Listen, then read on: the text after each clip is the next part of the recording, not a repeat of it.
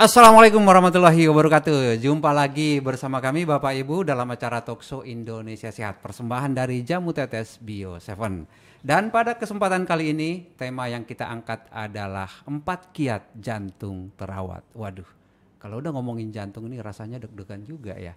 Jantungnya kempas-kempis gitu ya. Aduh, karena apa? Karena memang ini sangat-sangat kita takutkan. Makanya pada siang hari ini, pada kesempatan kali ini kita kedatangan tamu, seorang dokter tentunya ya. Yaitu Dr. Robert, dan kita akan coba kupas kenapa sih orang-orang begitu takut sama jantung. Kan kalau nggak ada jantung kita juga takut, kan kita udah punya, kenapa kita takut? Nanti kita tanyakan ya, apa sih yang membuat kita begitu takut sama jantung. Namun sebelumnya kita coba sapa dulu Dr. Robert. Apa kabar dokter? Baik Pak. Aduh, jumpa lagi, ini pertama kali kita ketemu ini ya. Iya, kemarin sama Sehat dok ya? Sehat. Waduh, perjalanannya aman? Lancar? Aman, lancar. Waduh, oke, itu yang penting. Yang penting sehat dulu gitu ya. Karena ini pembicaraannya ini agak berat nih. Ya. Jantung, masalah jantung dok. Siapa yang nggak takut? Saya sendiri takut dok.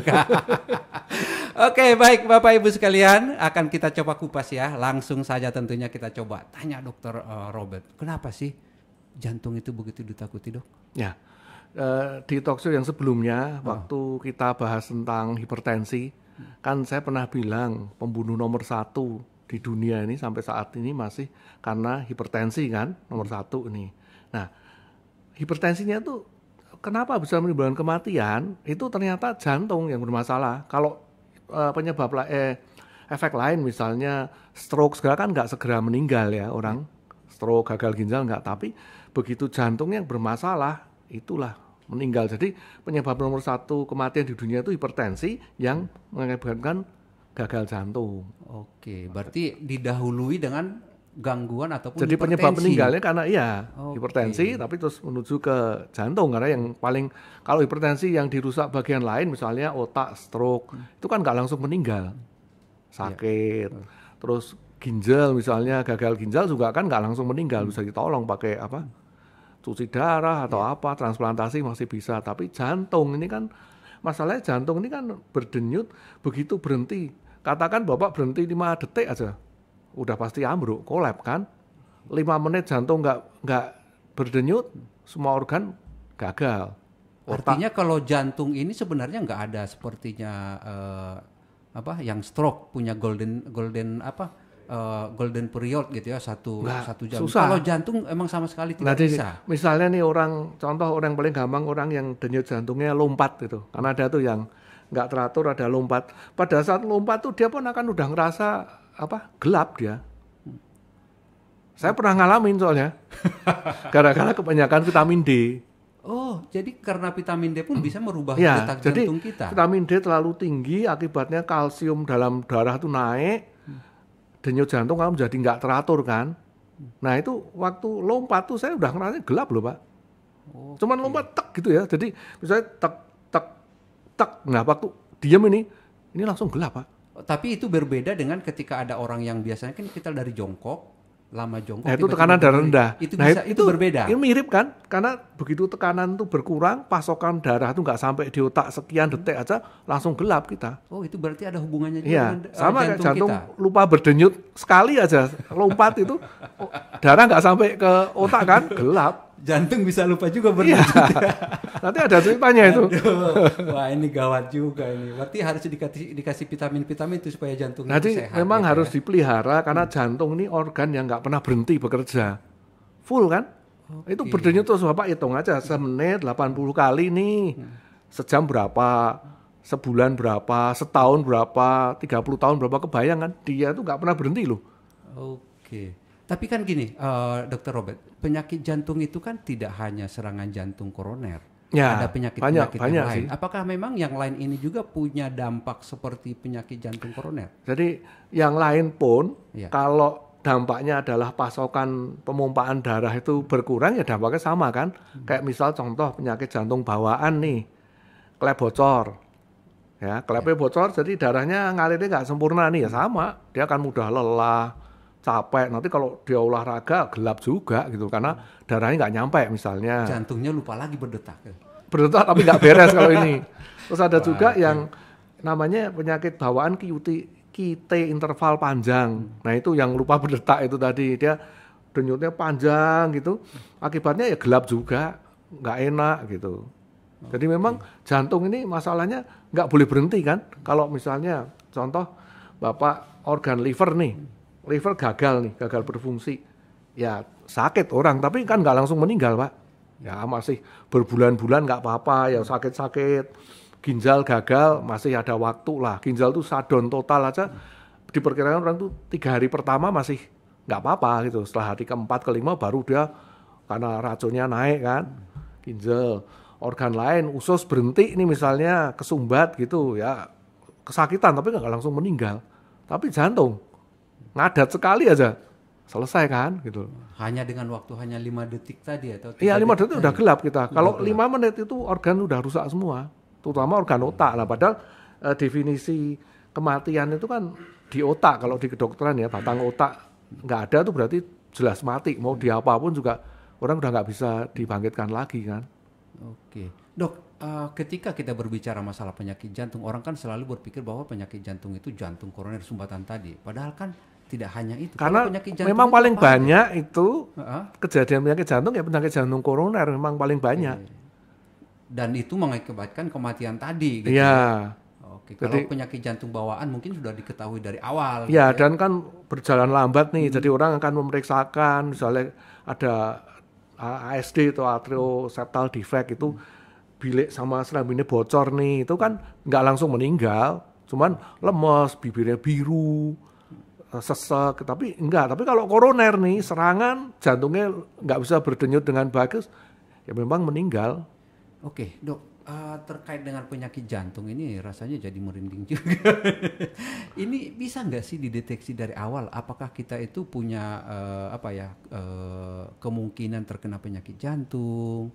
Misalnya dari sehat nih, wah kamu itu ada tanda-tanda penyakit jantung loh. Ada nggak sih seperti itu, Dok? Jantung ini kan sebetulnya pembagiannya kan ada 2 bagian utama Pak. Penyakit jantung bawaan sama penyakit jantung yang didapat. Ya. Bawaan itu sejak lahir ya, bocor, gangguan ritme segala macam. Nah yang didapat itu koroner tadi yang saya bilang kan, terus kardiomegali itu pembesaran jantung. Ada juga kardiomiopati, ada penyakit jantung rematik karena pasca terkena infeksi streptococcus itu. Nah itu memang jantung ini kalau yang jantung itu kan organ yang sangat kuat sebetulnya. Jadi dia tuh akan berkompensasi, akan berjuang mati-matian sampai titik darah penghabisan dia failure baru kerasa.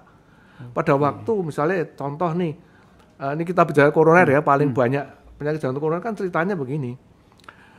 Pembuluh jantung, jantung kan sebuah otot yang bekerja terus, dia dikasih makan oleh pembuluh arteri namanya arteri koronaria, makanya disebut penyakit koroner. Nah pada waktu dia arteri itu kondisinya nggak bagus, contoh nih dia ada hipertensi, contohnya nih tekanan darah tinggi, pembuluh darah di arteri akan kena tekanan darah tinggi terus dia retak, kemudian retak di repair oleh badan jadilah plak tadi kan, plak tadi ukurannya jadi mengecil kan, nah pasokan darah ke otot jantung kan berkurang, nah pada titik itu orang akan merasa mudah capek.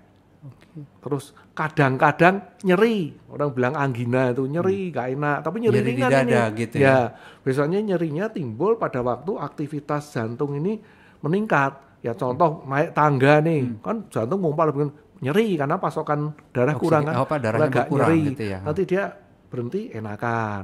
Tuh, terus kemudian pada waktu dia emosi nih, marah-marah atau kaget atau takut, jantung berdenyut dan kencang, nyeri lagi nggak enak. Tapi itu biasanya kalau masih belum tersumbat total, ya nggak ada gejala, cuma ringan, nyeri, nggak enak. Atau nanti orang merasa sering masuk angin. Nah itu sering masuk angin itu kan sebetulnya karena jantungnya kondisi pompanya nggak bagus, darah tuh nggak ngalir dengan lancar ke perifer ya, ke pinggiran, akibatnya kurang pasokan oksigen dan nutrisi darah di organ-organ otot, di pinggir jadi nyeri, nggak enak, pegel-pegel, orang bilang masuk angin, ya kan? Kayak yang sering minta dikerok, apa segala macam gitu ya. Karena tuh dikerok kan pembuluh darah melebar, oksigen sama pembuluh darah ngalir dengan lancar ya, nutrisi terpenuhi, ya pegelnya hilang gitu loh. Oke. Jadi sebenarnya kita secara dalam perjalanan sebenarnya kita sudah diberikan tanda-tanda berarti ya. Iya, tapi ketika biasanya ada masalah di jantung kita, iya, tapi walaupun tadi sering kita abaikan. abaikan gitu ya. karena juga masalahnya begini, sakit jantung dengan sakit lambung itu sering susah dibedakan. Nah itu sering kali dok. Nah, Orang tiba-tiba merasa sesak gitu iya, ya, langsung bilang, aduh saya sakit ternyata jantung. diperiksa cuman GERD. Itu bedanya sakit apa lah. dok? Jadi memang susah dibedain di rumah sakit pun. Kebetulan kemarin ini ada orang kantor saya, wah dadanya sakit, nggak enak, langsung dia lari ke rumah sakit juga langsung tindakannya apa, rumah sakit periksa fisik oke, dia rekam jantung, ternyata oh nggak apa-apa jantungnya, ternyata cuman GERD. Tapi ada juga loh kejadian orang ngira, aduh kok cuma sakit lambung, padahal itu sebenarnya jantung, serangan, ya nggak ketolong gitu bisa-bisa. Jadi memang perlu pemeriksaan lebih lanjut dan memang kalau jantung nih, karena jantung ini gini Pak, jantung ini kan nggak boleh gagal sedikit pun. Jadi kalau sudah ngerasa atau satu tuh, atau kedua umur ya, udah tua dia 50 tahun dan keluarga mungkin ada yang sakit jantung, itu sebaiknya melakukan general check up itu penting. Jadi akan ketahuan kan, ada kelainan enggak ini gitu loh. Sekali-sekali lah jangan wah aku sehat kok nggak pernah. Kalau untuk tadi general check up tadi, ini rekomendasi kalau dari sisi kesehatan pada saat umur berapa sih? Kalau kita tidak mempunyai katakanlah misalnya tanda-tanda ataupun tidak punya keturunan, silsilah keturunan kita gitu, apakah memang juga diharuskan untuk? Sebaiknya sekali-sekali. Jadi terutama udah 40 tahun ke atas gitu ya, sekali-sekali lah. Karena jantung ini benar-benar fatal loh Pak, kayak contoh tuh ada yang kelainan jantung bawaan yang lupa berdenyut, yang artis ya saya nggak sebut namanya, ada artis, ada anak pejabat tuh yang baru tidur dia meninggal kan, padahal kondisi sehat walafiat. Ada pemain bola yang olahraga bagus tiba-tiba tidur nggak bangun Pak. Nah, tapi itu bukan itu masih masuk kategori jantung koroner atau bukan. Yang itu beda lagi. Nah itu ketahuan sebetulnya kalau dia mau general check up, ketahuan biasanya gejala-gejalanya tuh. Rekam jantung aja tuh bisa ketahuan, oh ini itu intervalnya tinggi misalnya itu salah satu ciri yang penting mendadak. Koroner juga nanti ketahuan kan dari biasanya dokter akan melakukan treadmill tuh yang direkam jantung, dia sambil olahraga nanti kelihatan tuh kalau udah mulai nggak bener tanda-tandanya akan ada. Nah makanya sebaiknya kontrol karena jantung ini kan fatal gitu loh, nggak ada organ sefatal dia kalau berhenti gitu. Kalau organ lain berhenti kan nggak langsung ya, kalau ini jantung kan langsung. Jadi sangat penting kalau apalagi kalau sudah ada gejala ya, sesak atau sering keringat dingin atau mudah lelah, ya periksa gitu loh. Kita jangan oh aku kira-kira begini mendiagnosa sendiri itu ngeri gitu loh. Ya even saya sekolah dokter kan, tapi saya juga rekam jantung gitu ke teman saya kan yang ahli jantung. Karena memang dia lebih pinter kan. Orang gitu. Rata-rata tidak mau melakukan rekam jantung itu karena itu ketakutan dong. Ya jangan, jadi lebih baik ketahuan, ditanganin, nggak sampai mati gitu loh. Daripada ketakutan dia nggak mau nanganin nih, didiemin, tahu-tahu sudah fatal kan. Kayak tadi udah menyempit terus kesumbat total. Kesumbat total infak kan namanya. Infak itu sakitnya bukan main loh Pak. Itu karena otot jantung kurang oksigen, dia kram Pak. Kebayangkan kram di jantung tuh, orang rasanya yang pernah ngalamin tuh sampai kayak dia cengkrem kayak diremes jantungnya. Sakit sekali. Itu dokter biasanya sampai dikasih morfin loh untuk ngilangin sakitnya itu. Saking sakitnya sakit itu sekali. Ya? Jadi nggak main-main udah begitu tuh nanti biasanya kan trauma seumur hidup tuh orang itu. Oke. Nah, saya itu yang sering dengar dok ya terkait dengan penyakit jantung itu selain jantung koroner tadi penyumbatan itu adalah aritmia gangguan irama itu namanya. Gangguan irama itu. Kalau gangguan irama itu seberapa risikonya seperti apa? Jadi otot jantung itu gini Pak. Bapak pernah lihat ini enggak balapan perahu naga? Oke. Yang pakai yang dayung rame kan? Gitu ya. Kenapa diabain pakai tambur kan? Dung. Supaya yang dayung itu bersamaan kan. Oke. Kebayang nggak Pak kalau yang dayung itu nggak bersamaan? Sendiri gitu. Satu dayung, satu diem, ini ada 6 orang nih, dayungnya nggak karuan. Ini kapal bisa muter-muter atau bahkan diem kan. Dan berat pastinya. Iya, nah jantung itu seperti itu. Jadi jantung ada namanya nodus sinoatrial, itu pusat pacu jantung, pusat komandonya si tambur tadi. Oke. Dia tuh harusnya satu komando, dia dia ngirim elektrik signal untuk otot jantung tuh yang berdenyut itu atrium dulu, habis itu dia lepas ganti ventricle. Atrium itu bahasa Indonesia itu apa ya? Serambi ya. Serambi ya. Serambi kan, ini bilik kan. Itu dia gini. Jadi enggak ngacak gitu dan ya. kontraksi ototnya harus bersamaan kan, nggak boleh separuh kontraksi separuh rileks. Nah, kalau ada gangguan penghantaran ini bisa bawaan tadi, bisa juga karena otot jantung yang karena koroner tadi, otot jantung banyak yang rusak mati kan, jalurnya ini banyak keputus, jalur komunikasi ini kayak kabel fiber optiknya ini banyak gangguan. Terganggu. Jadi pada waktu perintah itu diberikan untuk berdenyut, dua jalur kan kanan kiri nih, bilik kanan bilik kiri, itu nyampenya nggak bareng Pak, bisa karena satunya terhambat, ada infak misalnya, dia ini nyampe duluan ini berdenyut, ini belum, akhirnya nggak seirama. Nah, gangguan jadinya, jadi mompanya nggak efisien, nggak efektif, itu nanti aritmia. Waduh. Nah, itu ternyata ada juga di sana ininya yang mengatur iramanya jantung itu ya, dan tentu Bapak Ibu pendengar Talkshow ini tentu juga ingin tahu irama jantung kita itu berdenyutnya yang normal itu berapa sih? Ketika kita misalnya dalam kondisi santai berapa sih detak jantung yang wajar? Ketika kita olahraga berapa sih yang baik? Nanti akan kita coba tanyakan ke Dr. Robert. Namun kita berikan kesempatan untuk Bio7 untuk memberikan informasi dulu. Anda memiliki gangguan paru-paru, punya keluhan dengan biom Anda, hipertensi yang tidak terkontrol, atau ingin memiliki daya tahan tubuh yang kuat untuk terhindar dari COVID-19. Sekarang, tidak perlu khawatir. Ada Bio7. Bio7 adalah jamu tetes herbal yang terbuat dari bahan herbal dan rempah yang diproses secara fermentasi. Bio7 memiliki kandungan yang bermanfaat untuk tubuh Anda. Di antaranya, kulit manggis untuk melawan radikal bebas penyebab kanker. Batang tebu memiliki khasiat merawat kulit dan meningkatkan kekebalan tubuh. Daun gambir dapat mengatasi diare dan memperkuat gigi.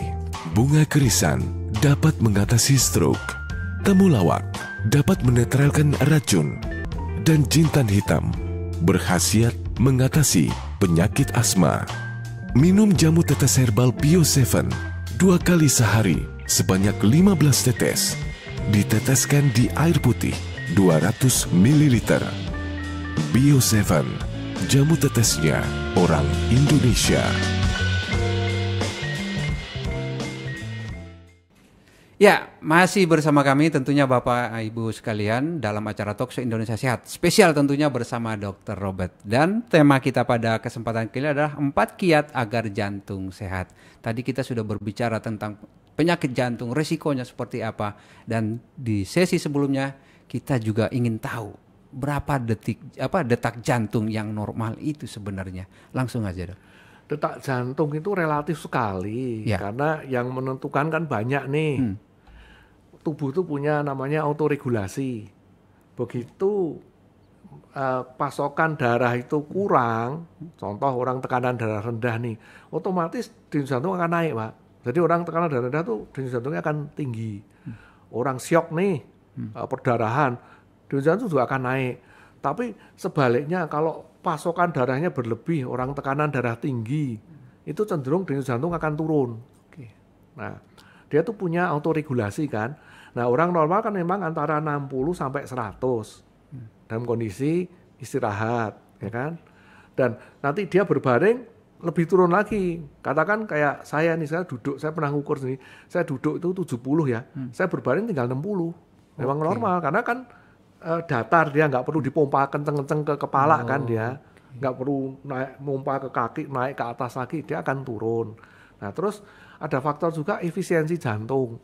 Kalau seorang olahragawan, contoh ekstrim pelari maraton, endurance ya, itu jantungnya dalam kondisi istirahat itu bisa 40 denyutan per menit, dan itu normal, nggak apa-apa. Karena apa? Seorang olahragawan itu pompa jantungnya efisien sekali, jadi ibarat kalau dia sekali mompa, sekali dia berkontraksi, darah tuh lewat banyak. Dibandingkan orang yang nggak pernah olahraga, dia kontraksinya itu cuman apa? Pendek-pendek gitu ya. Jadi mompanya nggak bisa banyak, akibatnya tubuh akan ngasih sinyal, kurang. Akhirnya Tambahin, dipercepat lagi. Digas dong. Oke. Nah, itu denyut jantung seperti itu. Oh, kalau kasus orang-orang yang biasanya olahraga tiba-tiba meninggal itu seperti apa kasusnya Jadi, tuh? olahraga tuh hanya cocok untuk orang yang jantungnya sehat. Satu nih, jadi sebelum olahraga pastikan dulu jantung kita tuh sehat. Kalau orang sakit jantung olahraga ya nggak boleh malahan. Beresin dulu jantungnya baru olahraga. Apalagi olahraga yang berat, yang dia nggak pernah kan. Oke. Nah, terus kedua juga memang ada penyakit bawaan kan yang saya tadi singgung di awal itu, misalnya QT interval tinggi itu bisa henti jantung sewaktu-waktu.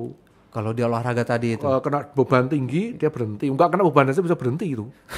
Tidur berhenti kan. Aduh, rasanya jadi olahraga semakin tidak enak ini duduk bersama Dr. Robert. Oke, tadi kita udah berbicara masalah penyebab jantung, risiko seperti apa. Saya kembali ke topik utamanya sini, Dok. Apa sih yang bisa kita lakukan? 4 kiat agar jantung kita sehat apa? Ya. Saran dari Dr. Robert. Jadi kan penyakit jantung terbanyak tadi kan koroner tadi kan. Nah, koroner itu ada penyebabnya, bukan terjadi dengan sendirinya. Penyebab utama jantung koroner adalah 1, hipertensi, tekanan darah tinggi. Oke, hipertensi ya pertama ya. 2, hiperkolesterol. Kolesterol. Ya. Ketiga, diabetes. Ini bapak-bapak di rumah lagi ngitung nih. Ya, yang pertama kena nggak nih? Itu semua dari situ. Sebagian besar 98% itu koroner itu karena itu gitu loh. Jadi karena penyebabnya ini gampang. Sebenarnya nggak susah kan? Oh, hipertensi ya turunkan hipertensinya. Kolesterol turunkan kolesterolnya. Makannya dikurangi. Makan dikurangin, hidup sehat, istirahat cukup, jangan merokok misalnya atau kurangin rokok.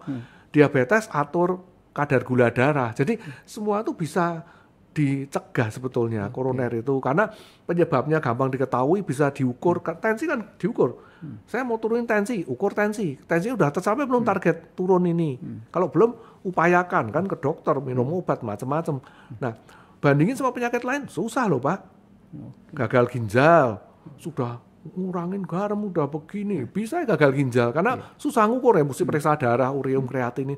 Jantung kan gampang ngukur tensinya turunin. Sebenarnya bisa dilakukan. Bisa, jadi bisa dicegah. Nah, kalau sudah terjadi susah Pak.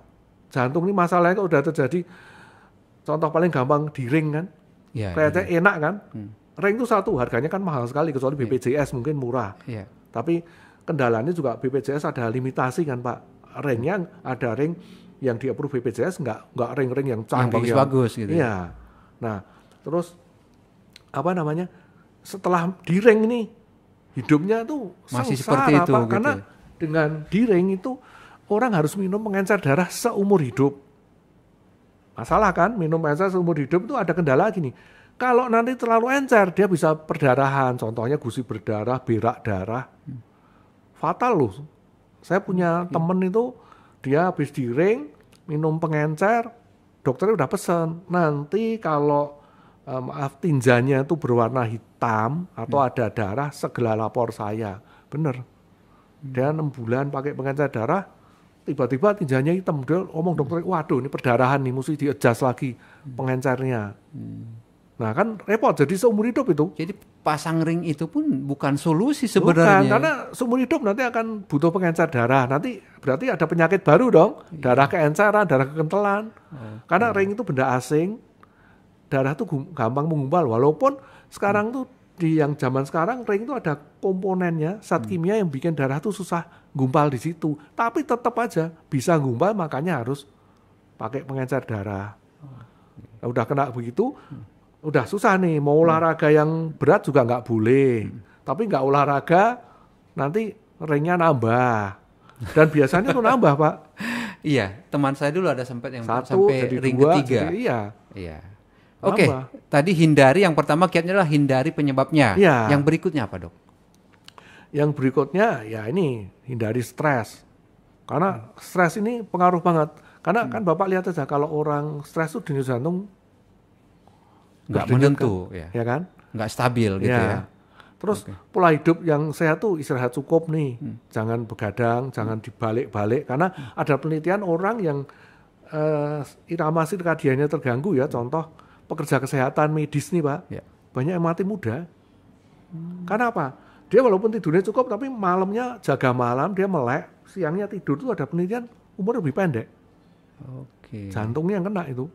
Perubahan pola tidur itu pun, jadi kita tidak bisa hanya melihat dari jumlah waktu tidurnya. Tidurnya cukup kan kalau jaga malam, malamnya melek, siangnya tidur cukup, tapi ternyata tuh nggak bisa menggantikan tidur yang normal, karena manusia ini bukan hewan nokturnal istilahnya. Nokturnal itu hewan yang aktif di malam, siangnya enggak. Manusia tuh aktifnya di siang gitu. Karena itu berhubungan sama cahaya segala macam tuh, kadar serotonin, kadar hormon-hormon lain tuh dipengaruhi oleh cahaya masuk ke mata kita lah. Siang tuh badan tuh cenderung ngeluarin hormon yang untuk mengaktifkan badan kita. Kalau dibalik tidur, dia tidur tapi badannya aktif, nggak istirahat full. Yang berikutnya, yang ketiga. Yang ketiga ini hindari penyebab ini sakit jantung yang contoh nih merokok, ya, minum minuman keras, narkoba. Narkoba tuh merusak jantung. Terus hindari juga misalnya ini, kan ada jantung rematik nih, penyakit jantung rematik itu. Itu terjadi karena infeksi Streptococcus, itu kuman di tenggorokan, infeksi, badan kita menyerang dengan sistem imun. Kebetulan itu nggak tahu tuh alam tuh ya lucu ya, antigen si Streptococcus tuh mirip dengan antigen di klep jantung. Jadi kekebalan kita tuh kadang-kadang salah menyerang, yang diserang itu nggak cuman si kuman Streptococcusnya, klep jantung diserang oleh kekebalan kita sendiri. Ini maksudnya bakterinya TB kan? Bukan Strepto. Strepto tuh yang sakit tenggorokan yang hebat, sampai sakit sekali gitu. Nah makanya kalau ada orang sakit tenggorokan tuh segeralah ke dokter, karena segera di antibiotik supaya nggak keluar antibodi terhadap Strepto tadi. Kalau keluar nanti dia bisa nyerang katup-katup jantung. Nah itu salah, jadi hidup sehat kan itu. Itu harus hati-hati. Jadi terus olahraga nih, jangan lupa untuk yang masih sehat, nggak ada sakit jantung, berolahragalah dengan benar. Karena kalau olahraganya over, jantung bisa rusak juga. Jadi olahraga itu harus ada takarannya, Pak. Nggak bisa asal olahraga.